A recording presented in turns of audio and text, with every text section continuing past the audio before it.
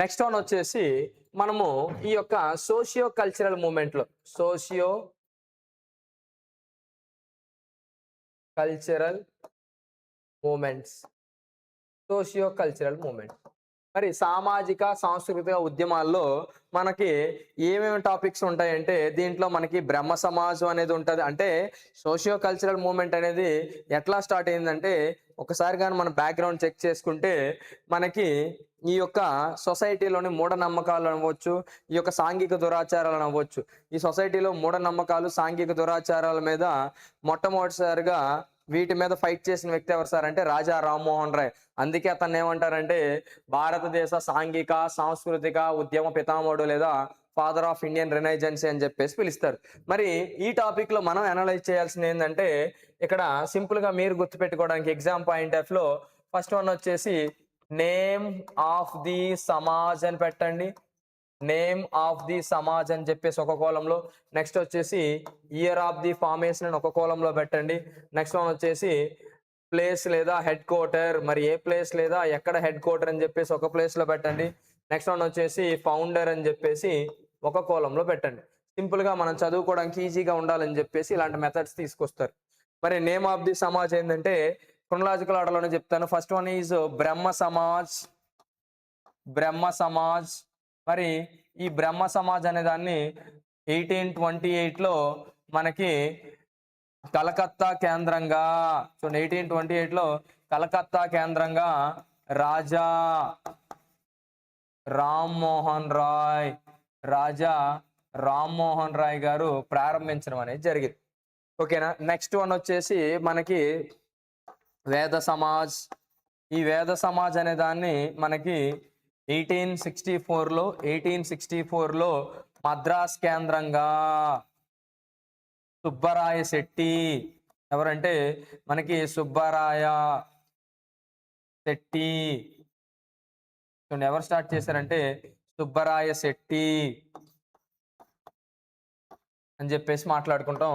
దీన్నే తర్వాత 1871లో south Indian బ్రహ్మ సమాజ్ గా శ్రీధరన్ నాయుడు అనేవాడు చేంజ్ చేశాడు. ఓకేనా. నెక్స్ట్ వన్ వచ్చేసి మనకి థర్డ్ వన్ ఏంటంటే ప్రార్థనా సమాజ్. మరి ఈ ప్రార్థనా సమాజ్ అనే దాన్ని 1867లో బొంబాయి హెడ్ క్వార్టర్గా మరి ప్రారంభించిన వ్యక్తి ఎవరంటే ఆత్మారాం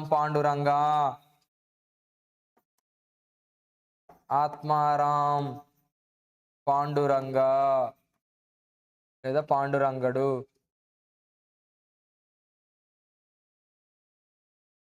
నెక్స్ట్ వన్ వచ్చేసి మనకి ఆర్య సమాజ్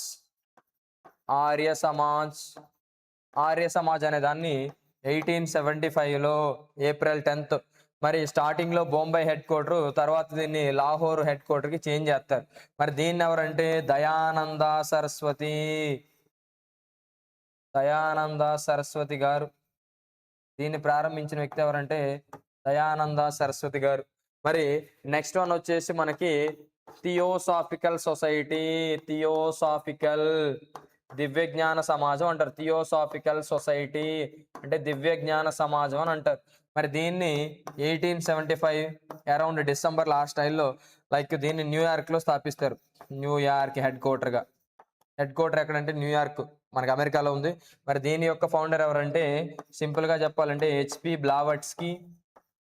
బ్లావట్స్కీ. పూర్తి పేరు కావాలంటే ఎలినోడా పెట్రినోడా బ్లావెట్స్కి. ఇంకొకరు వచ్చేసి కల్లల్ ఆల్కాట్ లేదా కల్లల్ వోల్కాట్ గారు కలిపి దీన్ని స్థాపించడం అనేది జరిగింది, ఈ యొక్క థియోసాఫికల్ సొసైటీ. నెక్స్ట్ వన్ వచ్చేసి దేవ సమాజ్. మరి ఈ దేవ సమాజ్ అనే దాన్ని 1887లోని మనకి లాహోర్ హెడ్ క్వార్టర్గా శివనారాయణ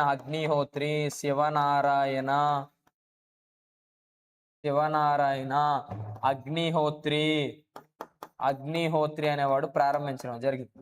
నెక్స్ట్ వన్ వచ్చేసి లాస్ట్ వన్ ఏంటంటే మనకి Ramakrishna Ramakrishna mission. Next one ఏంటంటే రామకృష్ణ మిషన్.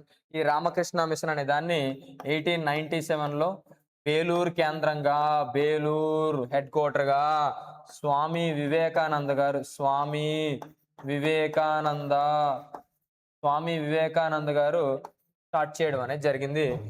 ఈ యొక్క రామకృష్ణ మిషన్ అని చెప్పి ఇది మనకి సోషియో కల్చరల్ మూమెంట్స్ లో ఇంపార్టెంట్. అంటే బ్రహ్మ సమాజం, వేద సమాజం, ప్రార్థనా సమాజం, ఆర్య సమాజం, థియోసాఫికల్ సొసైటీ, దేవ సమాజం, రామకృష్ణ మిషన్ అని చెప్పేసి ఇవి మనకి చెప్పడం అనేది జరుగుతుంది ఈ టాపిక్ లో. ఓకేనా? Thank you.